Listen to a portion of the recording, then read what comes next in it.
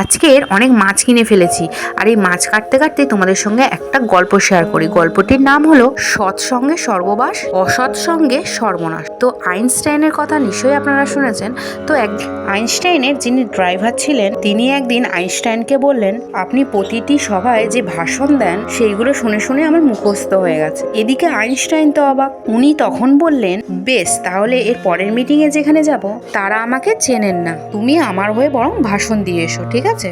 আর আমি ড্রাইভার হয়ে বসে তোমার ভাষণ শুনবো। এরপরে তো সেই সভায় ড্রাইভার হুবহু আইনস্টাইনের মতন ভাষণ গড় গড় করে বলে গেলেন। উপস্থিত যারা ছিলেন তারা তো তিমুল হাততালি দিলেন। এরপর তারা ড্রাইভারকে আইনস্টাইন ভেবে গাড়িতে পৌঁছে দিতে এলেন। সেই সময় একটা অধ্যাপক ড্রাইভারকে জিজ্ঞাসা করলেন, স্যার, ওই আপেক্ষিকের যে সঙ্গটা আপনি বললেন আর একবার সংক্ষেপে বুঝিয়ে দেবেন? ড্রাইভার তো এবার কিছুই বলতে পারছে না, কিন্তু আসল আইনস্টাইন বিপদ দেখে বুঝলেন এবার তো ড্রাইভার ধরা পড়েই যাবে। কিন্তু তিনি ড্রাইভারের উত্তর শুনে তাজ্জব হয়ে গেলেন। ড্রাইভার উত্তর দিলেন, এই সহজ জিনিসটা আপনার মাথায় ঢোকেনি? আমার ড্রাইভারকে জিজ্ঞেস করুন, সেই বুঝিয়ে দেবে। এখান থেকে কি শিক্ষা পাওয়া গেল? জ্ঞানী ব্যক্তিদের সঙ্গে চলাফেরা করলে আপনিও জ্ঞানী হবেন। আপনি যেমন মানুষের সঙ্গে ঘুরবেন ঠিক তেমনই আপনি তৈরি হবেন। এই জন্যই কথায় আছে, সৎসঙ্গ স্বর্গবাস আর অসৎসঙ্গ সর্বনাশ।